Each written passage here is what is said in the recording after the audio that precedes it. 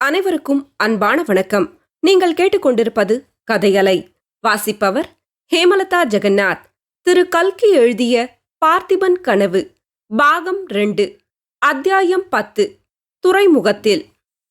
அன்று இரவு குந்தவி சரியாக தூங்கவில்லை. சோழ ராஜகுமாரனுடைய சோகமும் கம்பீரமும் பொருந்திய முகம் அவள் மனக்கண்ணின் முன்னால் இடைவிடாமல் தோன்றி அவளுக்கு தூக்கம் வராமல் செய்தது. நள்ளிரவுக்கு பிறகு சற்று கண்ணயர்ந்த போது என்னவெல்லாமோ பயங்கரமான கனவுகள் தோன்றியதால் அவள் திடுக்கிட்டு கண் விழிக்க வேண்டியதாயிற்று. சோழ ராஜகுமாரனை கழுத்து வரை பூமியில் புதைத்திருந்தனர். அவனை நோக்கி ஒரு மத யானை அதிவேகமாக ஓடி வருகிறது. அடுத்த நிமிஷம், ஐயோ, யானையின் கால்கள், தூணையொத்த கால்கள் அந்த சுகுமாரனுடைய தலையை இடறிவிடப் போகின்றன. குந்தவி பதைப்புடன் ஓடி வந்து யானை வரும் வழியில் நிற்கிறாள். யானை தன் துதிக்கையினால் அவளை லாவகமாக தூக்கி தன் முதுகின் மேல் வைத்துக்கொண்டு மேலும் ஓடுகிறது. குந்தவி பயங்கரத்துடன் எதிரே பூமியில் புதைந்து நிற்கும் ராஜகுமாரனுடைய முகத்தை பார்க்கிறாள். அந்த சமயத்திலும் அந்த முகத்தில் அலட்சியமும் அவமதிப்பும் கலந்த புன்னகை குடிக்கொண்டிருப்பதை காண்கிறாள். கண்டதெல்லாம் கனவென்று தெரிகிறது. ஆனாலும் அவள் உடம்பு வெகுநேரம் நடுங்கிக் கொண்டிருக்கிறது. சற்று நேரத்துக்கெல்லாம் மறுபடியும் கண்ணயர்ந்து வருகிறது. அரை தூக்கத்தில் மீண்டும் பயங்கரமான கனவு. கழுமரங்கள் வரிசையாக நட்டிருக்கின்றன. சோழ ராஜகுமாரனை கழுவேற்றுவதற்காக கொண்டு வந்து நிறுத்தியிருக்கிறார்கள். குந்தவி அவ்விடத்துக்கு ஓடோடியும் வருகிறாள். துர்க்கை அம்மனை மனத்தில் தியானித்துக் கொண்டு அந்த கழுமரங்கள் பற்றி எரிய வேண்டுமென்று பிரார்த்திக்கிறாள். அவையெல்லாம் தீப்பற்றி எரிகின்றன. குந்தவி அளவில்லாத மகிழ்ச்சியுடன் ராஜகுமாரன் நின்ற இடத்தை நோக்குகிறாள். அந்தோ, அவனை சுற்றிலும் 12 பல்லவ வீரர்கள் நின்று 12 ஈட்டிகளை அவன் மீது செலுத்த சித்தமாயிருக்கிறார்கள். அடுத்த கணத்தில் ஈட்டிகள் அந்த அரசலம் குமாரனுடைய மிருதுவான தேகத்தில் பாயப் போகின்றன. குந்தவி ஐயோ என்று கதறிக்கொண்டு கீழே விழுகிறாள். கண் விழித்து பார்த்தால் மஞ்சத்திலிருந்து கீழே விழுந்திருப்பதாக தெரிகிறது. இதன் பிறகு குந்தவி தூங்குவதற்கு பிரயத்னம் செய்யவில்லை. யானையின் காலில் வைத்து இடறுதல், கழுவேற்றுதல் முதலிய கொடூரமான தண்டனைகளெல்லாம் தன் தகப்பனாரின் தர்மராஜ்யத்தில் இல்லை என்பதை ஞாபகப்படுத்திக் கொண்டு தைரியமடைந்தாள். ஒருவாறு இரவு கழிந்து பொழுது விடிந்தது. சக்கரவர்த்தி சபைக்கு புறப்படும் நேரமும் வந்தது. அவரிடம் மறுபடியும் சோழராஜகுமாரனை பற்றி பேச வேண்டுமென்று குந்தவி துடிதுடித்தாள். ஆனால் சக்கரவர்த்தியை பரிவாரங்கள் சூழ்ந்திருந்தபடியால் அது சாத்தியமாயில்லை. அவர் விடை பெற்றுக் கொண்டு கொஞ்ச தூரம் சென்று விட்டார். ஏதாவது சொல்லாவிட்டால் குந்தவிக்கு நெஞ்சு வெடித்துவிடும் போல் இருந்தது. அப்பா, நான் சொன்னது ஞாபகம் இருக்கட்டும் என்றாள்.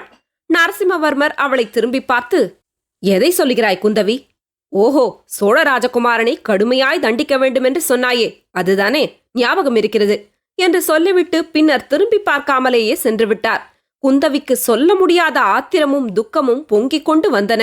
விரைந்து பள்ளி அறைக்கு சென்று மஞ்சத்தில் குப்புறப்படுத்திக் கொண்டு கொஞ்ச நேரம் விம்மி விம்மி அழுது கொண்டிருந்தாள். தன்னாலேதான் சோழராஜகுமாரன் கடும் தண்டனை அடையப் போகிறான் என்ற எண்ணம் அவள் மனத்தில் வேரூன்றி விட்டது. இது அவனுக்கு தெரியும் போது எவ்வளவு தூரம் தன்னை வெறுப்பான் என்ற எண்ணம் அவளை பெருவேதனைக்கு உள்ளாக்கியது. தான் ஏதாவது செய்துதான் ஆக வேண்டுமென்று அவள் பதைத்தாள். சற்று நேரத்துக்கெல்லாம் அரண்மனை அதிகாரியை அழைத்து வரச் செய்து, உதயவர்மரே, இன்று சக்கரவர்த்தியின் சபையில் சோழராஜகுமாரனுடைய விசாரணை முடிந்ததும் அதன் விவரத்தை உடனே எனக்கு வந்து தெரியப்படுத்த ஏற்பாடு செய்ய வேண்டும். ஒரு கண நேரம் கூட இதில் தாமதம் கூடாது என்றாள்.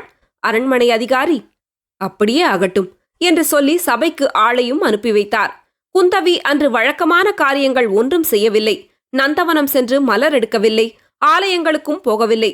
பல்லை கடித்துக்கொண்டு ராஜசபையிலிருந்து எப்போது ஆள் வரும் என்று எதிர்பார்த்து கொண்டிருந்தாள். கடைசியாக அந்த ஆளும் வந்து சேர்ந்தான். விசாரணையையும் முடிவையும் பற்றி விவரமாக கூறினான். சக்கரவர்த்தி ரொம்பவும் கருணை காட்டினாராம். இப்போதாவது பல்லவ சாம்ராஜ்யத்துக்கு பணிந்து கப்பம் செலுத்துவதாக ஒப்புக்கொண்டாயானால் உன்னுடைய குற்றத்தை மன்னித்து சோழராஜ்யத்துக்கு முடிசூட்டி வைக்கிறேன் என்றாராம். அதை சோழராஜகுமாரன் ஒரே பிடிவாதமாக மறுத்துவிட்டானாம். அதோடு நில்லாமல் சக்கரவர்த்தியை தன்னுடன் வாட்போர் செய்யும்படி அழைத்தானாம். அதன் மேல் சக்கரவர்த்தி தீர்ப்பு கூறினாராம். அவனுடைய இளம் பிராயத்தை முன்னிட்டு அவனுக்கு மரண தண்டனை விதிக்காமல் தேசப்பிரஷ்ட தண்டனை விதிப்பதாகவும், மறுபடியும் சோழ நாட்டிற்குள் அவன் பிரவேசித்தால் சிறசாக்கினைக்கு உள்ளாக வேண்டுமென்றும் சொல்லி உடனே அவனை கப்பலேற்றி தீவாந்திரத்துக்கு அனுப்பிவிடும்படி கட்டளையிட்டாராம். அதன்படி அவனை உடனே மாமல்லபுர துறைமுகத்துக்கு கொண்டு போய்விட்டார்கள் என்பதையும் ராஜசபையிலிருந்து வந்த ஆள் தெரிவித்தான். விக்கிரமனுக்கு மரண தண்டனை விதிக்கப்படவில்லை என்ற செய்தி குந்தவிக்கு சிறிது ஆறுதல் அளித்தது. ஆனால் அவனை கப்பலேற்றி அனுப்பப் போகிறார்கள். இனிமேல் என்றென்றைக்கும் அவனை தான் பார்க்க முடியாமற் போகலாம் என்ற எண்ணம் மிகுந்த துன்பத்தை உண்டாக்கியது. அந்த அரசலம் குமரன் கப்பலேறி போவதற்கு முன் ஒரு தடவை அவனை பார்த்துவிட வேண்டும் என்ற ஆவல் பொங்கி எழுந்தது. அவளுடைய உடம்பையும் மனத்தையும் ஆத்மாவையுமே இந்த ஆவல் கவர்ந்து கொண்டது. அந்த ராஜகுமாரனை உடனே பார்க்க வேண்டுமென்று அவளுடைய தேகத்தின் ஒவ்வொரு அணுவும் துடித்தது. அவனை தான் நேரில் பார்த்து பேசினால் அவனுடைய மனத்தை ஒருவேளை மாற்றி தன் தந்தையின் கீழ் சிற்றரசனாயிருக்க சம்மதிக்கும்படி செய்யலாம் என்ற ஆசை உள்ளத்தின் ஒரு மூலையில் கிடந்தது. குந்தவி அக்கணமே தன் தந்தையை பார்க்க விரும்பினாள். விக்கிரமனுடைய விசாரணை முடிந்ததும் சக்கரவர்த்தி குதிரை மீதேறி எங்கேயோ போய்விட்டார் என்றும் போன இடம் தெரியாது என்றும் தெரிய வந்தபோது அவளுக்கு பெரிதும் ஏமாற்றம் உண்டாயிற்று. சிறிது நேரம் சிந்தனையில் ஆழ்ந்திருந்தாள். பிறகு அரண்மனை அதிகாரியை அழைத்து, உதயவர்மரே, மல்லை துறைமுகத்துக்கு நான் உடனே போக வேண்டும். என் தாயாரின் நவரத்ன மாலையை காணவில்லை. மாமல்லபுரத்து அரண்மனையில் போட்டுவிட்டு வந்துவிட்டேன் போலிருக்கிறது. நானே போய்தான் தேடி எடுக்க வேண்டும் என்றாள். உதயவர்மர் சற்று தயங்கி, சக்கரவர்த்தி வந்தவுடன் போகலாமே என்றதும் குந்தவிக்கு வந்த கடும் கோபத்தைக் கண்டு அவர் மிரண்டு விட்டார். குந்தவி தேவியின் கட்டளைக்கு மறுமொழி சொல்லும் வழக்கம் இதுவரை இல்லையாதலால் மாமல்லபுரத்துக்கு அவ்வளவு அவசரமாகவும் தனியாகவும் அவள் போகும் யோசனை ஆச்சரியம் அளித்தாலும் அரண்மனை அதிகாரி உடனே அதற்கு வேண்டிய ஏற்பாடுகளை செய்தார். சற்று நேரத்துக்கெல்லாம் குந்தவி பரிவாரங்களுடன் பல்லக்கில் மாமல்லபுரத்துக்கு பிரயாணமானாள். இதுவரையில் இல்லாத வழக்கமாக வழியில் பல்லக்கு சுமப்பவர்களை அடிக்கடி விரைந்து செல்லுமாறு ஆக்ஞாபித்தாள். கடைசியாக மாமல்லபுரத்தை அடைந்ததும் விக்கிரமனை ஏற்றிக்கொண்ட கப்பலானது துறைமுகத்திலிருந்து அப்போதுதான் பாய் விரித்து கிளம்பிக் கொண்டிருந்தது என்று தெரிய வந்தது. குந்தவியின் பல்லக்கு கடற்கரையை அடைந்த போது அவளுடைய கண் முன்னால் தோன்றிய காட்சி இருதயத்தை பிளப்பதாயிருந்தது. சிங்கக்கொடி பறந்த பாய் விரித்த கப்பல் கிளம்பி கடலோரமாக போய்க் கொண்டிருந்தது. அதில் நேற்று அவள் வீதியில் பார்த்த ராஜகுமாரன் கயிற்றினால் பிணிப்புண்ட கைகளை கூப்பிய வண்ணம் நின்று கொண்டிருந்தான். அச்சமயம் அவனுடைய பார்வை கரை மீதுதான் இருந்தது. அவ்வளவு பக்தி விசுவாசத்துடன் யாரை பார்க்கிறான் என்று குந்தவி தெரிந்து கொள்ள விரும்பி கரையில் அவனுடைய பார்வை சென்ற திசையை நோக்கினாள். ஜடாமுடி தரித்த கம்பீர தோற்றமுடைய சிவனடியார் ஒருவர் அங்கே நின்று கொண்டிருந்தார்.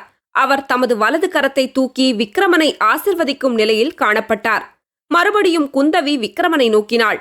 ஒரு கண நேரம் அவனுடைய பார்வை இவள் பக்கம் திரும்புவது போல் இருந்தது. இது நிஜந்தானா அல்லது பிரமையா என்று நிச்சயமாய் தெரிவதற்குள்ளே விக்கிரமன் முகத்தை திருப்பிக் கொண்டு மீண்டும் சிவனடியார் இருந்த திசையை நோக்கினான். குந்தவிக்கு அப்போது சட்டென்று ஒரு ஞாபகம் வந்தது. சோழ ராஜகுமாரனுக்கு துர்போதனை செய்து அவன் புத்தியை கெடுப்பது ஒரு சிவனடியார் என்பதாக நேற்று அப்பா சொல்லவில்லையா? அந்த பொல்லாத சாமியார் இவராகத்தான் இருக்க வேண்டும், சந்தேகமே இல்லை. அந்த சாமியை கையும் மெய்யுமாய் பிடித்துவிட வேண்டும் என்னும் எண்ணத்துடன் குந்தவி பல்லக்கை அவர் இருந்த திசையை நோக்கி விரைந்து போகும்படி கட்டளையிட்டாள். ஆனால் அடுத்த கணத்திலேயே சிவனடியார் துறைமுகத்தில் வேலை செய்து கொண்டிருந்த ஆட்களுக்கு பின்னால் மறைந்து மாயமாய் போய்விட்டார். குந்தவி எவ்வளவோ தேடியும் கண்டுபிடிக்க முடியவில்லை. இதற்குள்ளாக விக்கிரமன் இருந்த கப்பலும் கடலில் வெகு தூரம் போய்விட்டது. தொடரும். கதையலை உங்களுக்கு பிடிச்சிருந்ததுன்னா உங்க நண்பர்களோடும் உறவினர்களோடும் பகிர்ந்துக்கோங்க. நன்றி.